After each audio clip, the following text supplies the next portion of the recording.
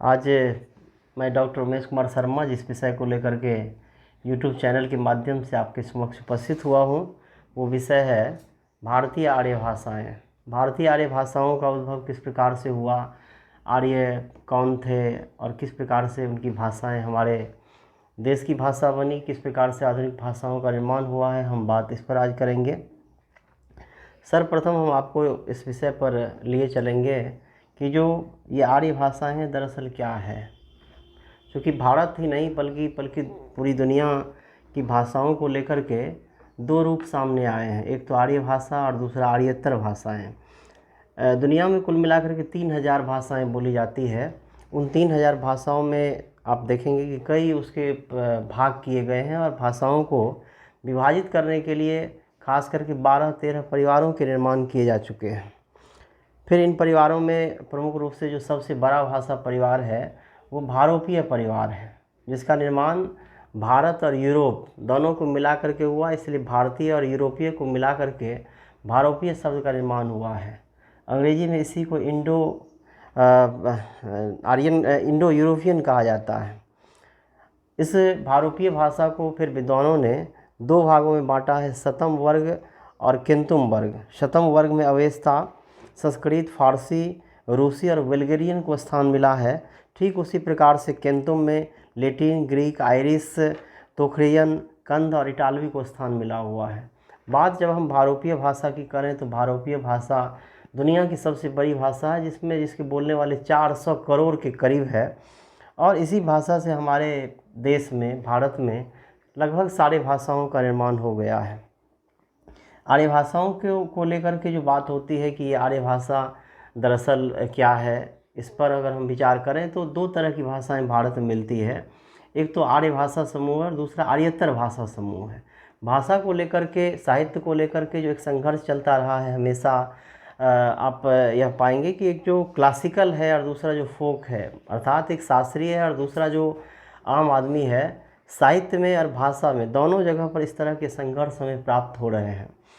साहित्य में भी एक शिष्टता की परंपरा है जिसे हम क्लासिकल लिटरेचर कहते हैं, ठीक उसी प्रकार भाषा में भी ये क्लासिसिज्म आ गया है। भाषा में भी आप इसे पाएंगे कि ये इसके शास्त्रीय रूप आ गए हैं और शास्त्रीय रूपों के इतर आम जनों की जो भाषा है जिसका विकास उसके समानांतर अपने दैनिक बोलचाल के लिए किया जाता है, इसलिए इसके दो रूप मिलते हैं। फिर भी हम यह देखेंगे कि भारतीय आर्य भाषा के रूप में जिस भाषा का परिवर्तन आर्यों के योगदान से हुआ वो किस प्रकार से है और कैसे इन भाषाओं से ही हमारी भाषाएं विकसित हुई हैं, भारतीय भाषाओं का निर्माण हुआ है। इस विभाजन को लेकर के भारतीय आर्य भाषाओं को प्रमुखतः 3 रूपों में विभाजित किया गया है। प्राचीन भारतीय आर्य भाषाएँ, मध्यकालीन भारतीय आर्य भाषाएँ और साथ में है आधुनिक कालीन भारतीय आर्य भाषाएँ।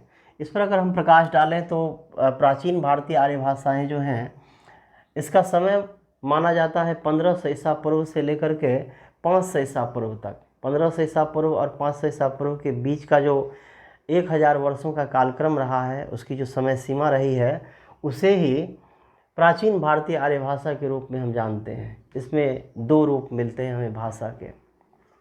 यह मूल रूप से संस्कृत का काल है और विद्वानों ने इस संस्कृत के दो रूपों का उल्लेख किया है। एक तो वैदिक संस्कृत है, दूसरा लौकिक संस्कृत है। वैदिक संस्कृत में 4 वेदों के निर्माण किए गए, उपनिषद लिखा गया, छंद, उसके बाद ब्राह्मण ग्रंथ लिखा गया, आरण्यक का निर्माण हुआ। इसलिए वैदिक संस्कृत वस्तुतः 4 वेदों को लेकर के प्रसिद्ध हुआ और वो भाषा श्लेषात्मक थी, योगात्मक थी, जिसके कारण वो भाषा काफ़ी कठिन हुई, दुरूह हो गई। इसी के समानांतर एक लोक धारा चल रही थी। जब हम इसके समय सीमा की बात करेंगे तो जो वैदिक भाषा का कालक्रम रहा है, जो समय सीमा रही है, वो 1500 ईसा पूर्व से लेकर के 800 ईसा पूर्व का कालक्रम है। अर्थात 700 वर्षों का जो विकास क्रम है वो वैदिक संस्कृत का रहा है। और इसी के समानांतर आम आदमी, अर्थात जो फोक लैंग्वेज के रूप में या आम भाषा के रूप में विकसित हुआ। क्योंकि पंडितों की भाषा जब वैदिक संस्कृत बन गई, वह जब कठिन हो गई, दुरूह हो गई, आम आदमी ने उसके समानांतर एक भाषा का विकास किया जिसका नाम लौकिक संस्कृत दिया गया। लौकिक संस्कृत का संबंध लोक के साथ है, अर्थात आम आदमी के साथ है। लौकिक संस्कृत का जो समय है वो 800 ईस्वी पूर्व से लेकर के 500 ईस्वी पूर्व तक का माना जाता है, अर्थात ये 300 वर्षों का विकास क्रम है।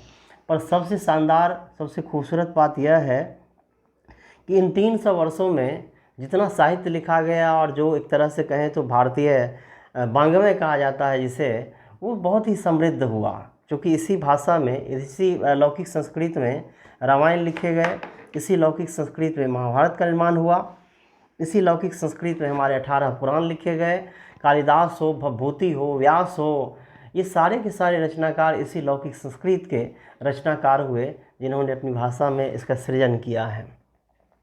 हम प्रमुख रूप से यह पाते हैं कि वैदिक और लौकिक संस्कृत जब पूरी तरह से पंडितों की भाषा बन गई थी, जिसे हम यह कहते हैं कि ये प्राचीन भारतीय आर्य भाषा है, जिसको प्रमुख रूप से आज संस्कृत के नाम से हम जानते हैं, तो इसके समानांतर हम यह पाएंगे कि फिर से उसी के समानांतर जब इसमें एक व्याकरण का निर्माण किया गया 7वीं सदी ईसा पूर्व में, जब पाणिनि हुए और उन्होंने अष्टाध्यायी का निर्माण कर दिया, तो अष्टाध्यायी के माध्यम से संस्कृत भाषा इतनी दुरूह कर दी गई, कठिन कर दी गई, इस प्रकार से शास्त्रीय सिद्धांतों पर उसे बांध दिया गया कि इसके विकास अवरुद्ध हो गए और आम आदमी की बोलचाल की समस्या फिर से उत्पन्न हो गई, जिसके कारण इसके समानांतर एक और भाषा विकसित होती गई, जो बाद में प्रमुख भाषा के रूप में विकसित हुई है, जिसे हम दूसरे स्टेप में पढ़ेंगे, जिसे हम पढ़ेंगे मध्यकालीन भारतीय आर्य भाषा के रूप में, जिसे हम बात करेंगे